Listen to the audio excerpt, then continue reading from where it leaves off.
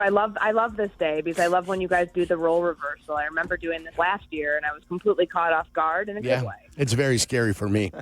And No, I mean, you're great at it. Oh, I feel like this should happen more often. No I offense agree. to Carm, because Carm Moji's my favorite, No, but like I this is a nice change of pace. I love seeing you in this driver role. Should do it quarterly. That's what I would say. Just do once a quarter. Well, I appreciate the added work. There's no way he's accepting these terms, though. No. Not, a matter of fact, in my contract, I might nullify this day, too. All right, I'm just going to let you guys know that. All right, we got to start off, first of all, the 1,000 injuries that happened last week. All the replacement linebackers have been finding a way to get things done. Who will and who will not be available this week for the Chicago Bears? So today's their only practice. Yesterday when they put out the injury report, it was an estimation. So there would have been no TJ Edwards once again. I mean, the guy hasn't practiced in, I believe, yesterday would have been 23 days. So I would venture to guess that it is a safe bet he is not playing in Philadelphia. Ruben Hippolyte was also on that injury report because you'll remember he sustained that shoulder injury early on the game, and that's what led to Eamon Ogbongbemiga having to go in. And then Noah Sewell, still on the injury report, DNP. So they could be very thin at linebacker once again this week. But the thing that you still keep an eye on is that your secondary might be getting a nice boost. I would imagine if they're going to activate Gordon and or Johnson off of IR, it comes tomorrow before they get on that plane for Philadelphia. Both were full on the estimated injury report yesterday, and they need numbers. I mean, they got by against the Steelers and a backup quarterback last week. It's a different challenge when you go to Philadelphia, a ticked-off Philadelphia team that lost to the Cowboys in pretty embarrassing fashion last week. That's a completely different challenge than the offense you just faced. And if you can get those guys healthy, and they seem to be healthy right now, I think you don't wait any longer to activate them. You think there's an advantage to playing on a Friday when you're going to have a little extra time then? Maybe not quite that full mini bye we talk about, like when you play on a Thursday. The Packers will actually get that because they're playing the first game tomorrow. But is there a built-in advantage to the timing of this when you're going to have a little extra time before you have to play in Green Bay then in week 14? Yeah, I think so. I mean, you get, what is it? If you include Saturday's one more day, so it's 8 days to get ready for the Packers. So, I mean, there's obviously like the schematic advantage for coaches to just dive right into this when they get back from the game, but also for a pretty lengthy injury report. But I guess the solace you take here when you're looking at it is that these are all injuries outside of Luke Newman, the backup six-round guard that played really well in 22 snaps. They had him lined up in the backfield on 20 snaps in place of Jonah Jackson. He's the only offensive player that's on the injury report that would have been DNP yesterday. Like Kyle Monungai has a knee injury. He would have practiced. Travis Homer, same thing with the hamstring and the knee. And obviously Theo Benedet's now back up to full speed. So it's these defensive injuries that we're looking at in the middle of the field that, you would think 8 days, and I'm sure not everybody will be good to go and ready to play against the Eagles, but that extra time of like not practicing this week, not playing this week for a couple of these guys, I think puts them in a really good spot to get back and be fully healthy for that Green Bay game. Do they play Trapillo at left tackle or do they play Benedette? I think they go back to Benedette. Like, I understand that Trapillo played great. And I mean, to go against TJ Watt and Herbig and, all of the guys who have generated 145 pass rush wins over the first 10, 12 weeks of the season. Like that's impressive for him to have only allowed one pressure. However, they've not been a team that just jumps right in and somebody gets Wally pipped because they miss a game or they miss a stretch of time. Like usually those guys get their jobs back. But I think it's a good sign for the future. I really do. And I think that if Theo Benedette practices today, remember he was full on in the estimated injury report yesterday. I think he's back at left tackle at least for this next week. Yeah, I think it's like you said, it speaks volumes about what maybe could happen in the future. Jurko's been saying it for a while. Like, don't think that hope is lost for Ozzie Trapillo to become a left tackle just because it didn't work out in his first season with the professional team. Like, and without like going crazy about one game, I know we should never do that. I don't know. It feels like we learned. I mean, do you think they learned a little something about Ozzie Trapillo, the way he performed on Sunday?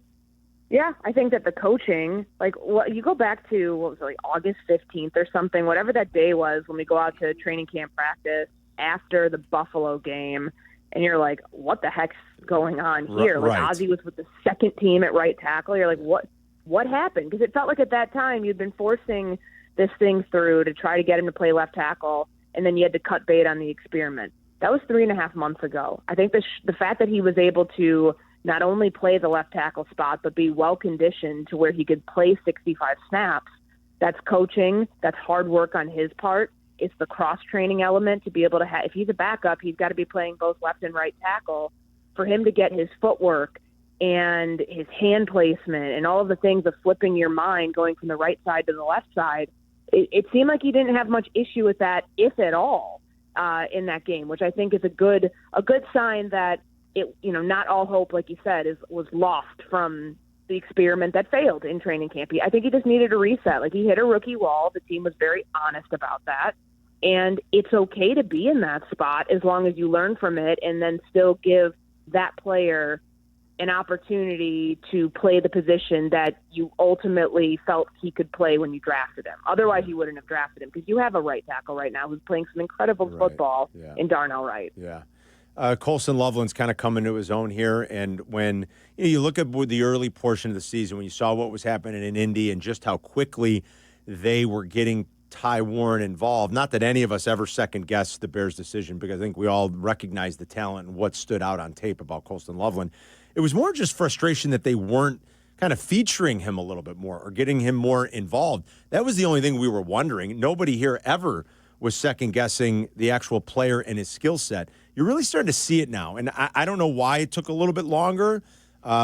Just different situations, different players. One's a little bit older, more mature. Maybe it was easier to get Ty Warren up to speed in that offense. I don't know what it is, Courtney, but you're really starting to see, what Waddle, Jurko kept saying about Loveland on tape, what they obviously loved about him to be able to draft him 10th overall, because the impact he makes is... I feel like Caleb's targeting that position, too. Yes.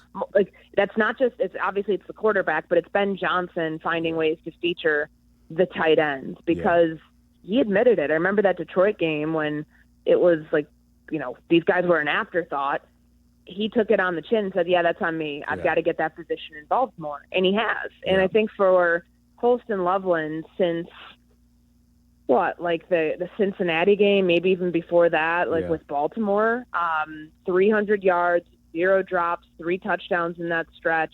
The yak is there too. Like, he's been playing really good football. And no, it's not Tyler Warren numbers. I mean, they are doing things in Indianapolis with Jonathan Taylor and Tyler Warren, that are just different than what the Bears are doing and featuring specific players from each position group. The Bears have more talent across the board on offense. There's a lot more wealth that has to be distributed. So I'm not surprised that it took a little bit longer to get him up to this place, but it's working. And I don't think, and now that you've seen this, the proof of concept with him, I don't think you get away from that. I mean, he's such a friendly target. Yep. Caleb said it. Declan Doyle said it. Ben Johnson has said it.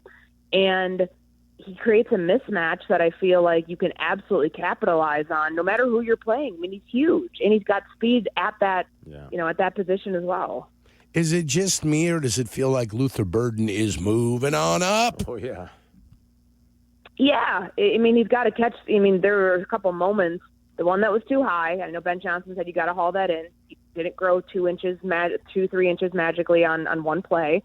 But, I think that there's been the ups and downs of missed opportunities for him, but the passes are still coming his way. I do think that he has replaced Olamide Zaccheaus in terms of that receiver pecking order, and we could see that was going to happen after that Giants game where there were a lot of drop passes. And after that moment was when Ben Johnson talked about, we're going to get him some more opportunities. He's earned it. And I think when you earn something, you've got to go out there and consistently perform. You can't really afford to have any sort of regression where you have multiple drops in a game. And yes, not everything's been on him with those, but there was one route where it was just a complete miscommunication between him and Caleb Williams. You clean that up, and I think that you'll start seeing more frequently 39th overall pick and why why they drafted him there and why he can make a huge impact in this offense, because he's talented. He's a great deep ball threat, and I think that that's something that can really elevate Caleb Williams' game when he can start hitting those passes.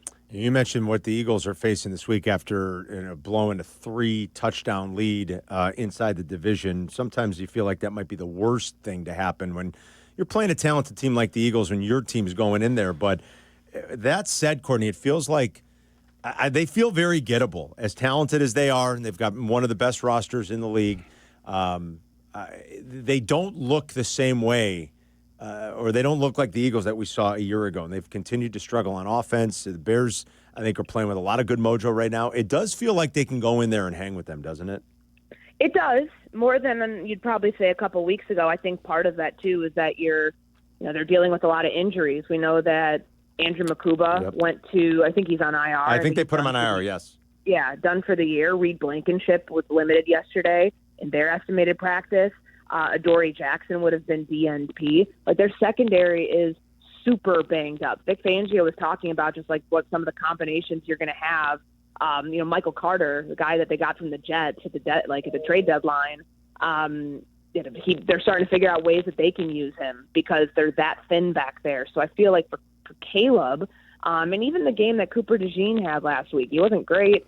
And I mean, there's a big reason why those 21 points came, not via the run game, not just via like Dak, running in a touchdown. Like they were able to capitalize on going over the top on these DBs due to the injuries. I think that's something Caleb Williams could do too. I'd love to see it. I guess Makuba maybe has not been officially. I think they've just already ruled him out, if I'm not mistaken. But I don't think he's officially been on IR yet. But he's not going to play. So to your point, there's a lot of injuries in that defensive backfield right now too.